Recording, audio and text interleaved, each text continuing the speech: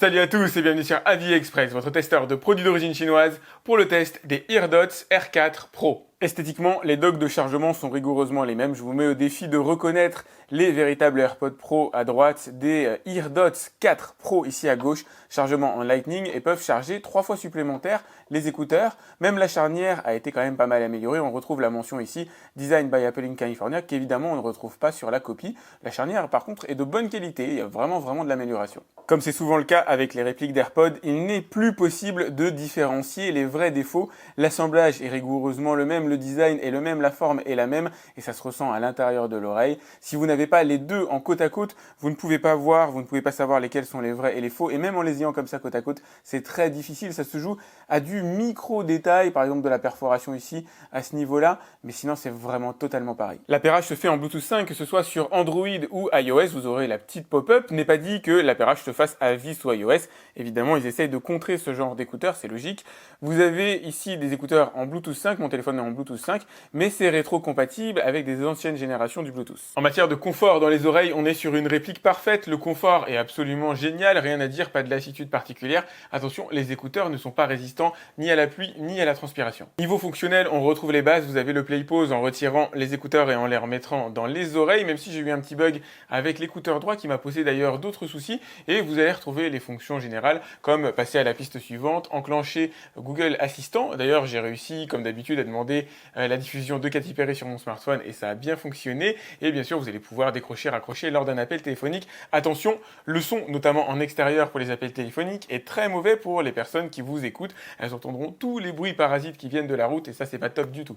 Côté musicalité, pas de véritable progrès, mais c'est bon, c'est tout à fait audible. On a des écouteurs qui tirent un peu vers le grave, qui donnent cette sensation de basse qui plaira à certains, peut-être un petit peu moins à d'autres, mais on a un son qui est vraiment tout à fait audible. Il n'y a pas de grosse dynamique, c'est pas les écouteurs du siècle, mais ça reste correct, ça reste utilisable. Bug de taille, néanmoins, mon écouteur droit qui fonctionnait très bien au début, enfin très bien, pour la partie sonore qui fonctionnait très bien au début, malheureusement ne fonctionne plus maintenant. Comme quoi, la qualité dans ces écouteurs, c'est un des gros points faibles. Il n'y a pas forcément de contrôles qui sont faits en sortie de production. Il n'y a pas de durée de vie limite. Vous ne savez pas réellement à quoi vous en tenir. Ça peut durer un petit moment comme ça peut être très court en matière de durée de vie. Et c'est, on va dire, le gros problème de ce genre d'écouteurs. Je vous le dis parce que c'est important. Ce ne sont pas des AirPods Pro. Vous avez le même design, mais ça s'arrête là. Vous avez un son audible, mais vous n'avez pas les mêmes composants à l'intérieur. Vous n'avez pas la même durée de vie. Vous n'avez pas la même qualité de son. Vous n'avez pas la même autonomie. Ceux-là vont durer à peu près 3 heures si vous avez de la chance. Si, en termes de qualité, ceux que vous avez reçus sont bons,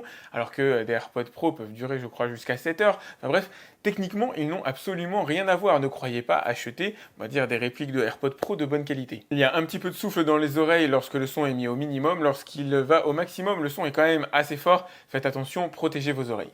Le signal Bluetooth est un peu faiblard, lorsque je mets ma main comme ça de mon oreille, j'arrive à faire écran et le son ne passe plus. Point positif, la synchronisation entre l'image et le son est bonne. Vous l'avez deviné, ces Eardots R4 Pro ne sont pas géniaux, ils sont pas vraiment recommandables et jusqu'ici de toute façon, j'ai jamais vu de réplique de AirPods Pro qui soit réellement bonne. Au mieux, on est passable ras des pâquerettes, mais on est quand même en dessous du niveau tolérable pour moi. Donc voilà, j'ai rien à vous recommander, vous me le demandez souvent, mais j'en ai absolument pas. Les seuls qui tiennent la route, c'est sur l'ancienne génération AirPods, les i99 999 que vous trouvez en test sur ma chaîne Avis Express. Effectivement, là, on commence à avoir un niveau correct, mais avec les mêmes aléas en matière de production. C'est pas parfait non plus, malheureusement. N'hésitez pas à liker cette vidéo. Je vous ai mis tous les liens pour aller voir les i99 999 directement dans la description, ainsi que vous abonner à mes deux chaînes. Donc Avis Express, ça c'est la classique. Avis Super Express, c'est celle sur laquelle vous vous trouvez à l'heure actuelle. Et elle abritera notamment mes prochains tests d'écouteurs. Raison de plus pour vous abonner. Moi, je vous dis à très vite sur Avis Super Express.